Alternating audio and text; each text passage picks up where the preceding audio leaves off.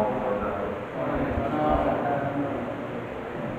Alhamdulillahirabbil alamin wa bihi nasta'in 'ala umuri din. Shalatu wassalamu 'ala asyrofil anbiya'i wal mursalin sayyidina wa habibina wa syafi'ina wa maulana Muhammadin wa 'ala alihi wa ashabihi wa tabi'in lahum bi ihsan ila yaumil din. Bapak Ibu hadirin hadirat jemaah salat maghrib rahmatullah. Alhamdulillah segala puji dan syukur kita panjatkan kepada Allah Subhanahu wa taala yang telah memberikan kita satu nikmat yang besar, yaitu melaksanakan segala perintahnya, kemudian istiqomah dalam amal dan juga mencari ilmu. Mudah-mudahan apa yang kita lakukan hari ini menjadi amal kebaikan kita, simpanan kita di akhirat kelak, dan mudah-mudahan kita semua memberikan jaminan dari Allah Subhanahu wa taala untuk masuk ke dalam surga Allah Subhanahu wa taala. Salawat dan salam tidak lupa kita curahkan kepada yang mulia Nabi Muhammad sallallahu alaihi wasallam serta para sahabat, keluarga dan juga para pengikut-pengikutnya. Baik, Bapak Ibu rahmat Allah, sebelum kita mulai pada pembahasan mukadimah pada pertengahan ini dari kitab Riyadhus Shalihin, maka mari sama-sama kita memulainya dengan salawat kepada Rasulullah dan berdoa mudah-mudahan apa yang kita baca hari ini, apa yang kita dengarkan hari ini bermanfaat bagi kita di dunia dan di akhirat, kemudian dimudahkan Allah untuk mengamalkan isinya dan menyampaikan kepada yang lain. Allahumma shalli wa sallim wa barik ala sayyidina Muhammad wa ala ali sayyidina Muhammad kama shallaita wa sallamta wa barakta ala sayyidina Ibrahim wa ala ali sayyidina Ibrahim fil alamin innaka Hamidum Majid. Allahumma inna nas'aluka ilman nafi'an wa rizqan tayyiban wa 'amalan mutaqabbalan. Allahumma anfa'na bima 'allamtana wa 'allimna ma yanfa'una warzuqna 'uluman tanfa'una fid dunya wal akhirah. Amin. Baik. Bapak Allah Subhanahu wa taala. Mari kita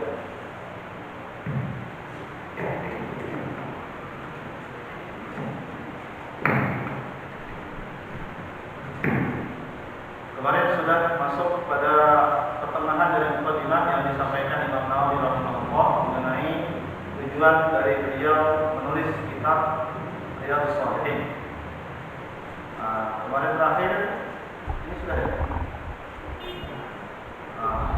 Oke.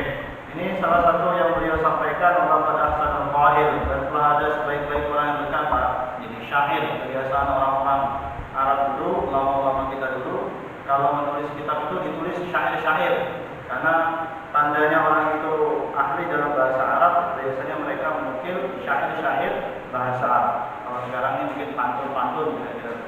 Karena orang itu kalau tahu bahasa Arab, kedalamannya dilihat dari syair-syair yang dihafal. Maka Imam Syafi'i punya kitab Diwan. Nah, Imam Syafi'i itu tentang syair-syair beliau dalam bahasa Arab. Maka kata Imam An-Nawawi beliau mengatakan, Inna lillahi ibadatu fuqahan, sesungguhnya Allah memiliki hamba-hamba yang cerdas. Talaqud dunya wa khawful fitnah. Mereka mentalak dunia. Jadi mentalak itu menceraikan dunia. Sudah enggak mau balik lagi, mentalak dunia.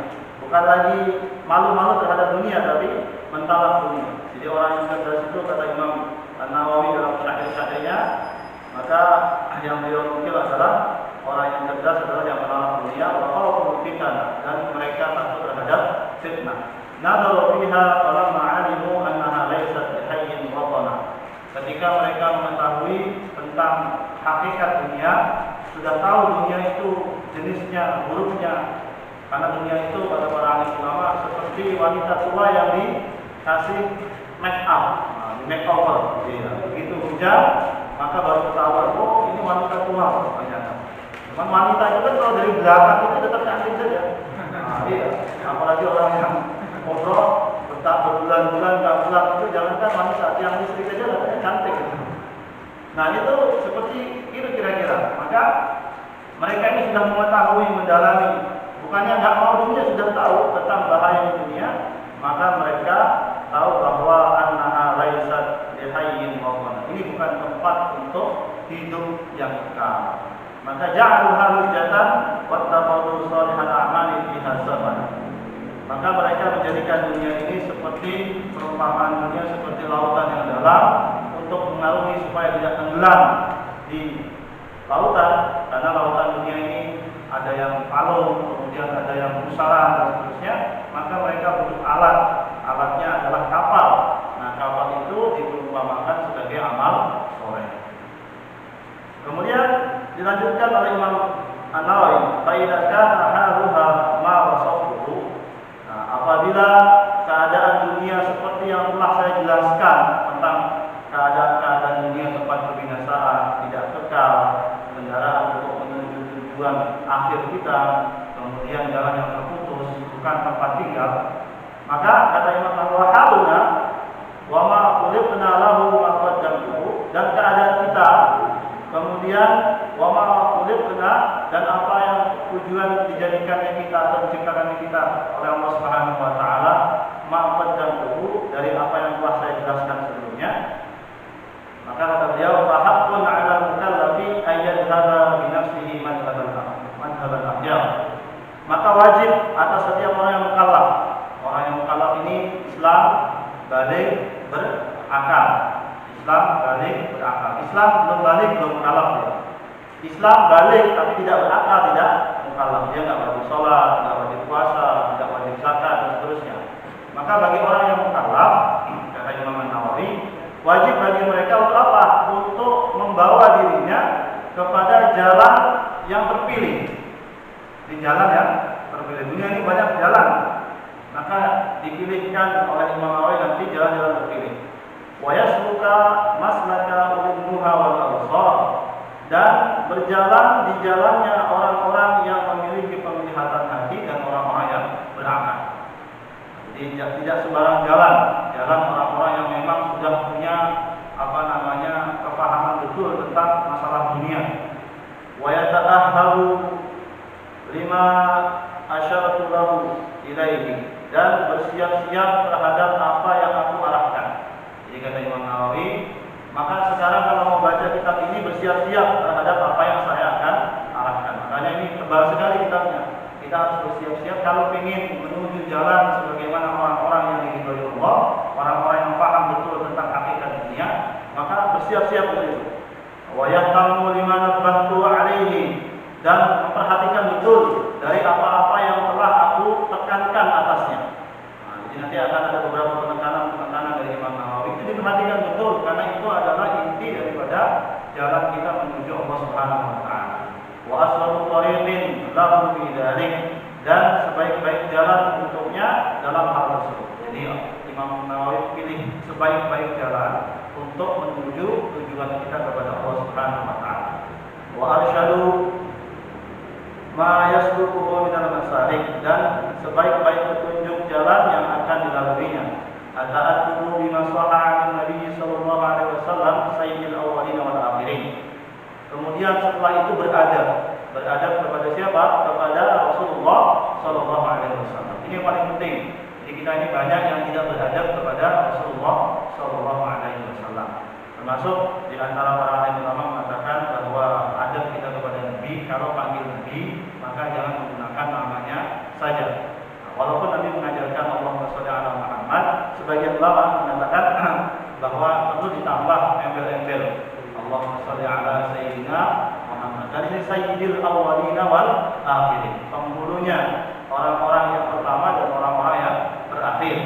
Jadi perlu dalam Al-Quran sendiri Rasulullah itu kalau dipanggil oleh Allah menggunakan lakor, menggunakan panggilan-panggilan khusus istimewa. Nah, hanya beberapa tempat saja. Kalau tidak salah hanya satu tempat Rasulullah langsung mengambil nama beliau, memanggil namanya Nabi dengan nama Muhammad itu hanya satu tempat. Sisanya menggunakan embel-embel, menggunakan gelar beliau dan seterusnya. Seperti ya ayyuhal mudaththir, ya ayyuhal muzammil dan seterusnya. Kemudian wa akramis sabiqina wal lahiqin, semulia-mulia orang yang terdahulu dan orang yang akan datang. Jadi Jika ada orang yang paling mulia selain Rasulullah Shallallahu Alaihi Wasallam. Dialah orang yang paling mulia di antara nabi-nabi dan di antara seluruh manusia sejak zaman Nabi Adam sampai manusia yang terakhir kali wafat di alam dunia ini. Salawatullah wassalamu alaihi wa ala sa'irin nabiyyin. Salawatullah wassalam dan salam Allah kepadanya wa ala sa'irin nabiyyin dan kepada seluruh para nabi. Kemudian waqad qala ta'ala, dan telah ada firman Allah Subhanahu wa taala, wa ta'awanu 'alal birri wat taqwa, dan saling tolong-menolonglah kalian 'alal birri atas kebaikan, wat taqwa dan dalam ketakwaan. Di wali-wali Allah ini senantiasa menolong dalam kebaikan, ketakwaan, mengajak manusia kepada Allah Subhanahu wa taala.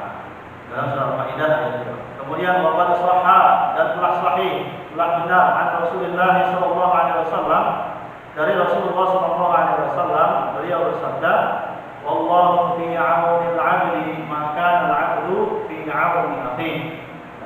Allah Subhanahu wa taala akan senantiasa menolong seorang hamba selagi hamba tersebut menolong saudaranya. Jadi kita ini selagi kita menolong saudara kita sesama muslim, maka Allah Subhanahu wa taala akan berada dalam pertolongan, kita akan berada dalam pertolongan Allah Subhanahu wa taala. Kemudian annahu qala, dan Rasulullah SAW juga bersabda, man dalla 'ala khairin falahu mithlu ajri fa'ili. Barang siapa yang menunjukkan sesuatu kebaikan, maka baginya pahala sebagaimana orang yang dia tunjukkan kebaikan tersebut. Jadi kita cuma menunjukkan kebaikan, kemudian orang itu terus istiqomah dalam kebaikan, maka kita akan mendapatkan pahala dari orang yang mengerjakan tersebut. Kemudian dalam riwayat lain, beliau mengatakan, man da'a ila huda kana lahu minal ajri mithlu ujuri man tabi'ahu la yanqusu dzalika min ujurihim syai'an. Barang siapa yang mengajak orang kepada petunjuk Allah, kepada satu jalan petunjuk, maka baginya pahala min mithlu ujuri man tabi'ahu, seperti pahala orang yang mengikutinya, tanpa mengurangi pahala orang tersebut. Jadi kalau kita mengajak orang kepada kebaikan, dakwah kepada orang, mengajak kebaikan kepada orang, kemudian orang tadi ikut dan berbuat kebaikan, seumur hidup kita itu kebaikan kita mengalir, kebaikan dia mengalir kepada kita. MLM kira-kira. Ya MLM yang Pak, MLM dalam amal, ngajak orang. Kalau MLM kan ngajaknya supaya beli produk. Nah, sekarang MLM-nya ngajak kepada taat kepada Allah Subhanahu wa taala. Nah, ini penting. Tapi juga sebaliknya, kalau orang itu berbuat keburukan, dicontoh orang lain, dia ini biayai minuman keras, biayai judi dan seterusnya, terus ditiru oleh orang lain, maka seluruh dosa orang yang mengerjakan juga akan dapat kepada dia. Maka dalam hadis sahih itu, Qabil itu akan mendapatkan dosa setiap Bani Adam yang membunuh. Karena pertama kali terjadinya pembunuhan diprakarsai oleh siapa? Oleh Qabil. Jadi berapa banyak manusia ini yang saling bunuh di muka bumi, dan Qabil mendapatkan dosa dari setiap orang yang dibunuhkan. Masya Allah. Makanya ini ulama-ulama dulu mengajarkan kepada saya, dulu dapat doa. Satu doa dari guru saya itu, jadi kita sering lupa doa untuk orang lain.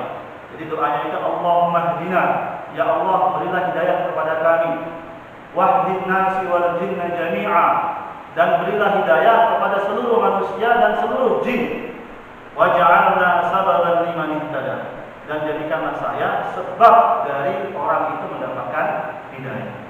Kita hampir nggak pernah, kita mikir diri sendiri kalau doa itu, Rabbil firli wa hidayah, semuanya untuk diri sendiri. Tapi tidak pernah memikirkan hidayah orang lain. Ini doa ini memang tidak maksul, tapi luar biasa. Allahumma hdina, sama-sama.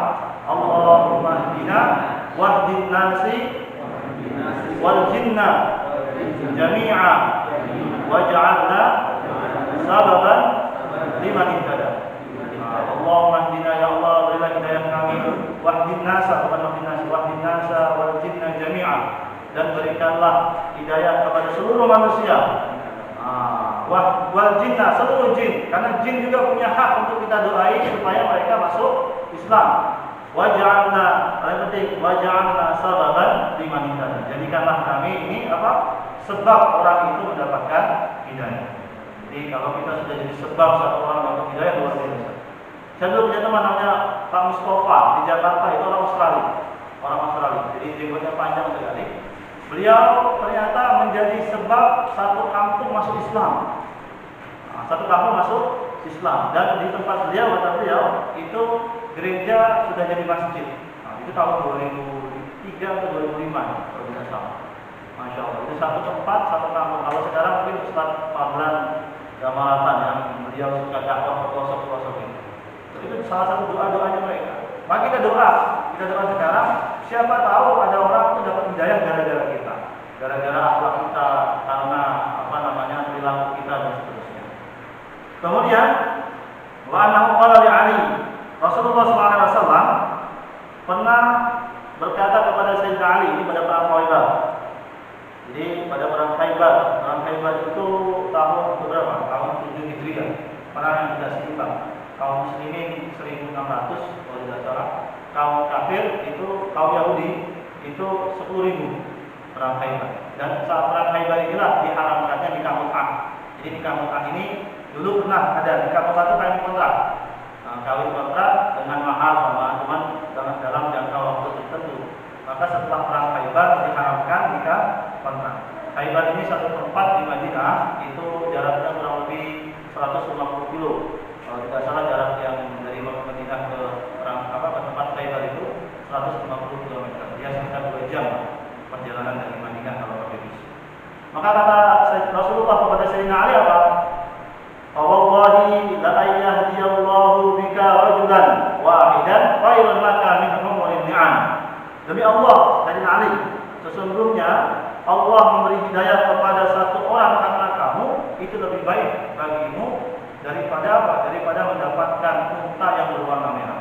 Jadi unta yang warna merah ini, yang merah-merahan itu harganya paling mahal, artinya paling disukai oleh orang-orang Arab.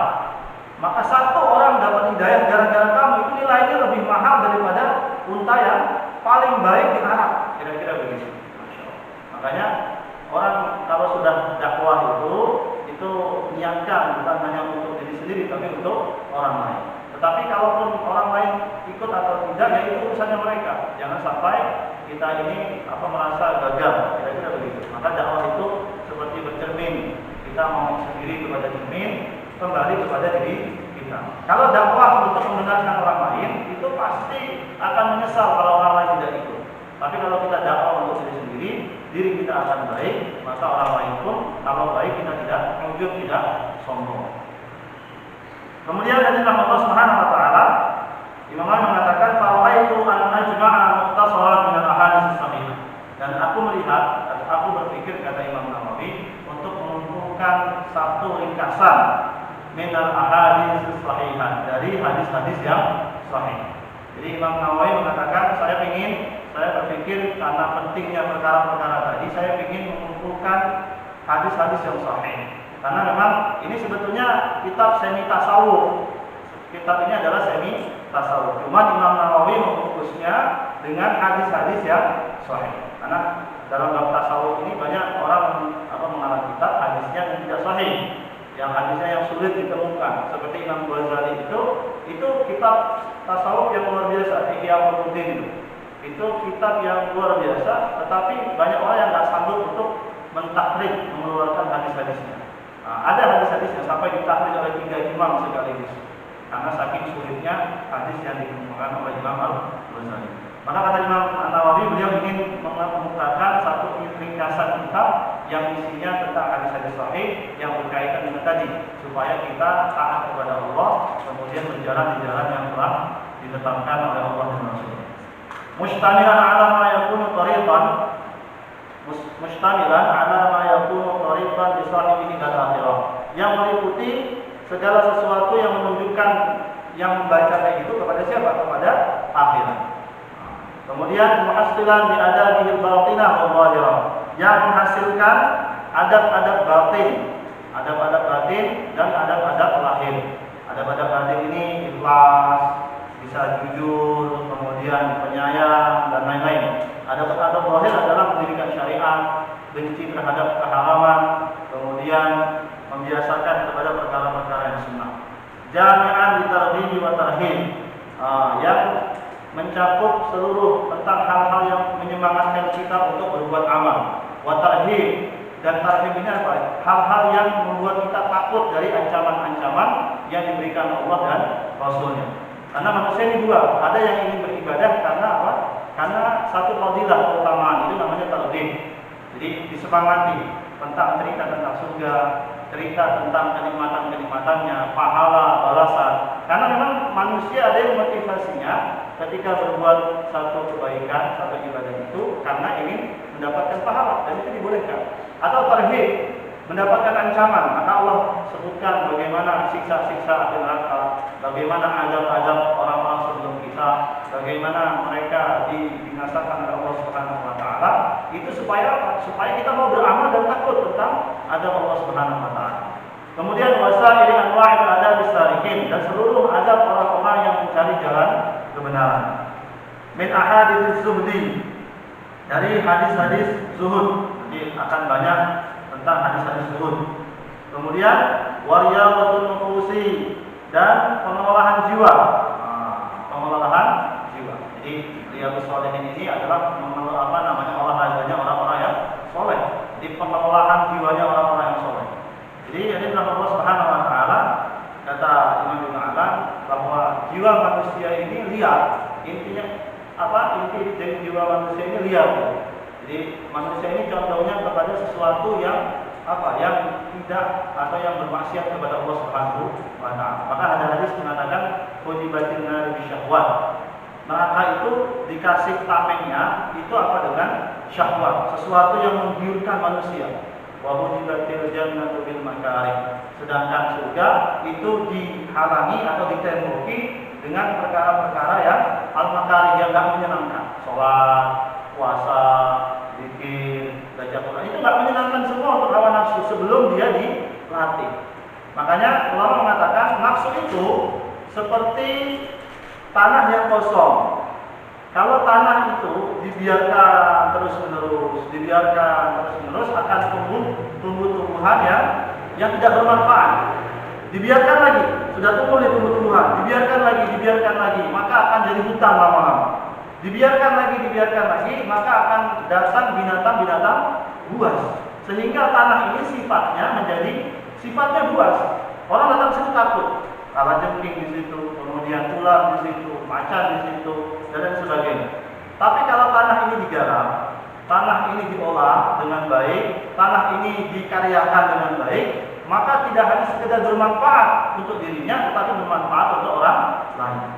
Yang datang ke situ pun merasa indah. Coba lihat, orang tur itu datang kebun-kebun bunga itu di Bandung, di Lembang itu, padahal tanahnya sama seperti tanah kita, cuma di sana diolah sedemikian rupa sehingga orang yang melihatnya ada hasrat untuk selfie, orang yang melihatnya ada hasrat untuk foto di sana, untuk menikmati pemandangan dan seterusnya.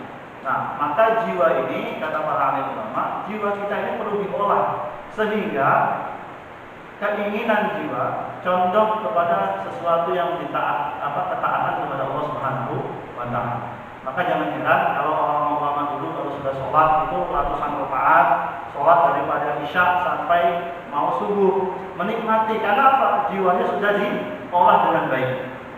Itu salah satunya. Kemudian hadis Allah Subhanahu wa taala wa tahdhiril akhlaqi, dan pembentukan akhlak. Jadi dari hadis-hadis yang dikemukakan Imam Nawawi ini akan ada pembentukan akhlak, pembentukan jiwa, wa taharatul qulubi wa ilajiha. Kemudian membersihkan hati, membersih hati, wa ilajiha, dan obatnya. Hati kita ini pasti banyak yang kotor, banyak penyakit-penyakit yang ada dalam hati kita. Wa siyanatil jawarihi wa izalati ijajiha, dan merawat nafsu, menghilangkan kecondongan pada maksiat. Jadi kalau sudah kita rawat betul, maka nanti otomatis kita ini akan tidak condong lagi kepada kemaksiatan. Kemudian wa ghairi dzalika min maqasidil arifin, dan hal-hal lainnya yang dari tujuan orang-orang yang arif, orang-orang yang mengetahui tentang hakikat Allah dan perintah-perintah Allah Subhanahu wa taala. Kemudian wa altazimu fihi alla adkura illa hadisan sahihan min Allah. Ini perlu diperhatikan. Wa altazimu fihi, dan aku mengharuskan di dalam kitab ini, berpegang teguh maksudnya, alla adkura illa hadisan sahihan. Saya tidak menyebutkan di sini kecuali hadis yang sahih. Masih ingat hadis sahih itu ada berapa syaratnya? Yang pertama, bersambung sanad. Yang kedua, orangnya yang meriwayatkan harus adil. Yang ketiga, hafalannya harus kuat. Min ghairi syudzin. Yang keempat, tidak syadz. Dia sahih, dia kuat, hafalannya bagus, orangnya terpercaya, tapi sendiri riwayatnya, menyendiri riwayatnya, tidak ada riwayat lainnya, maka disebut dengan syadz. Ini jatuh dari derajat sahih bisa ke hasan, bisa ke dhaif. Sekalipun Imam Bukhari yang meriwayatkan hadis tersebut. Kemudian wala illah, tidak ada al-'alam, tidak ada cacat dalam hadis tersebut. Nah, ini jadi Imam An-Nawawi menaruh dalam hadis Riyadhus Shalihin ini hadis-hadis yang sahih. Kalau ada hadis hasan, misalnya ada yang menemukan hadis ini tuh hadisnya hasan, hasan gabung dengan hadis hasan naik derajatnya, disebut dengan sahih bi ghairi. Sahih bi ghairi. Karena sudah disebutkan oleh Imam Nawawi ini hadisnya hadis sahih, maka kita nggak perlu perdebatkan lagi sebetulnya tentang hadis-hadis yang ada dalam kitab Riyadhus Shalihin. Saya heran ada orang yang mentakhrij lagi dari hadis-hadis tersebut, termasuk mungkin Al-Albani mentakhrij hadis sahih, hadis tentang Riyadhus Shalihin. Padahal Imam Nawawi sudah bilang hadisnya sahih. Diambil dari berapa kitab? Dari 6 kitab, 7 kitab. 6 kitab hadis yang masyhur. Makanya beliau bilang sini mudhafan ila kutubis sahihatil masyhurat, yang merujuk kepada siapa? Kitab-kitab yang sahih, yang masyhur. Apa saja kitab kalau disebut dengan 6 kitab hadis yang sahih, bukan sahih, 6 kitab hadis yang masyhur. Yang pertama adalah Sahih Bukhari, kemudian Muslim, kemudian Abu Daud, kemudian Tirmidzi, kemudian Ibnu Majah, kemudian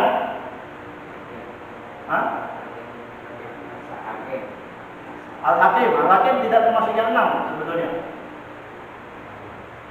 Bukhari, Muslim, Abu Daud, Ibnu Majah, Tirmidzi, satu lagi Imam An-Nasa'i. 6 kitab yang masyhur. Jadi kalau ada yang bilang Kutubus Sittah, 6 kitab, ada orang hafal, saya hafal Kutubus Sittah misalnya, maka dia 6 kitab tadi, Bukhari, Muslim, Abu Daud, Tirmidzi, kemudian Ibnu Majah dan Imam An-Nasa'i. Dan kemudian dalam kitab Riyadhus Shalihin ini dirujuk juga pada kitab Al-Mustadrak Imam Al-Hakim. Nah, dalam kitab-kitab ini banyak perbedaan. Sahih Bukhari, Muslim, Tirmidzi disebut dengan kitab Jami'. Kitab Jami'. Jami' itu apa? Kitab Jami' itu adalah kitab hadis yang urutannya pertama adalah masalah akidah. Kemudian di situ baru tentang hukum-hukum. Kemudian ada juga sebagian tafsir, ada sebagian masalah al-iqab itu masalah zuhud, masalah akhlak dan seterusnya. Kemudian ada lagi manaqib itu tentang kelebihan sahabat, kehebatan sahabat. Itu disebut dengan kitab Jami'. Ada lagi kitab Sunan namanya. Kalau disebut dengan Sunan Abi Dawud, Sunan An-Nasa'i, Sunan Ibnu Majah, itu merujuk kitab hadis yang ditulis berdasarkan bab fikih. Dia nggak ada tafsir, dia nggak ada akidah. Jadi pertama kali muncul adalah bab apa? Bab bersuci. Jadi ini perbedaan kitab-kitab hadis yang ada. Kita kan tahunya ini hadis. Padahal kitab hadis punya punya kriteria masing-masing. Kemudian ada lagi Mustadrak. Mustadrak Imam Al-Hakim ini luar biasa besar.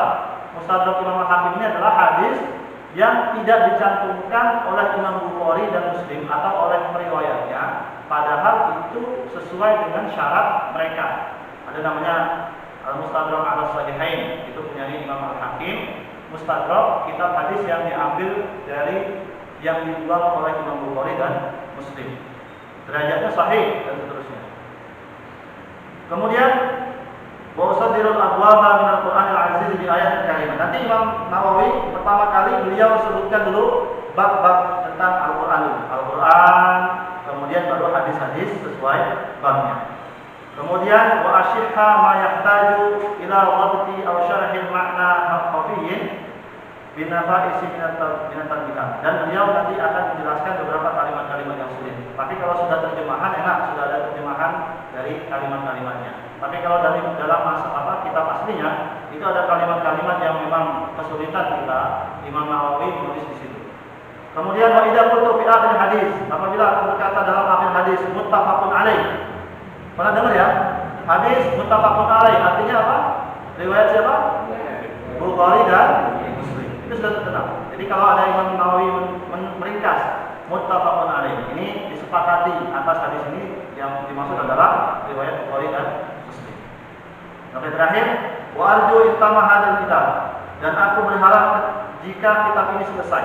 Ini kitab ini cukup lama selesainya dan berpindah-pindah tempat, kata Imam Ibnu Aban. Jadi Imam Nawawi nulis ini nggak di satu tempat, berpindah-pindah tempat.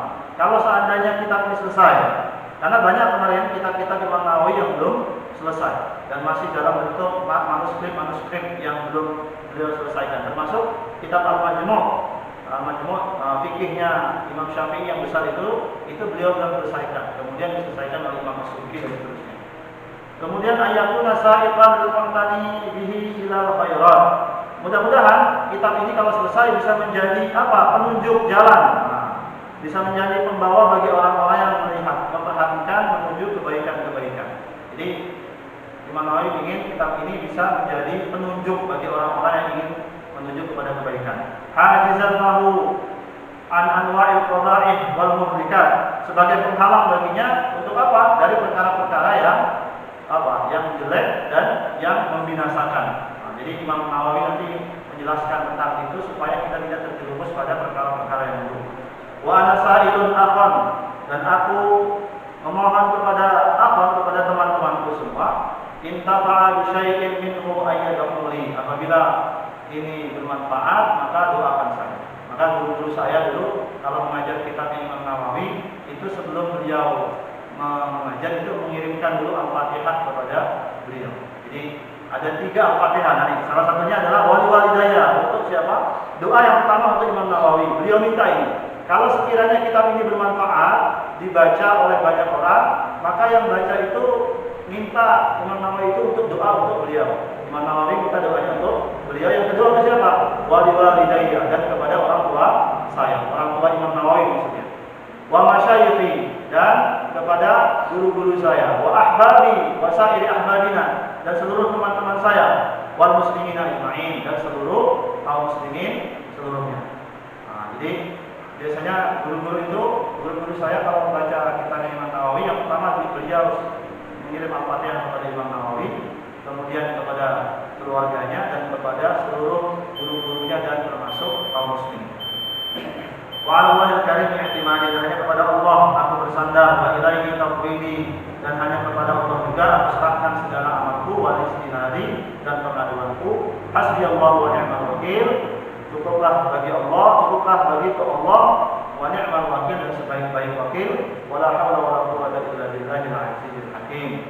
Tidak ada kekuatan, daya dan kekuatan illa billah, kecuali kekuatan Allah Al-Aziz yang Maha Perkasa, Al-Hakim yang Maha Bijaksana. Selesai mukadimahnya. Jadi kita tahu dalam kitab ini nanti insya Allah akan dibahas tentang pengolahan jiwa. Mulai dari tadi pertama kali niat, kemudian nanti ada bab taubat. Jadi sebelum masuk pada pembahasan itu niat dan diperbaiki dulu. Kemudian kita harus taubat. Kenapa? Karena kalau tidak taubat sulit nanti hikmah-hikmah masuk ke dalam diri kita. Karena apalagi kita masih sombong dan seterusnya. Ini penting. Jadi kitab ini bukan seperti kitab matematika, bukan seperti kitab bahasa Inggris, bukan seperti bahasa Indonesia, biologi, fisika. Belajar kitab hadis perlu ada adab-adabnya.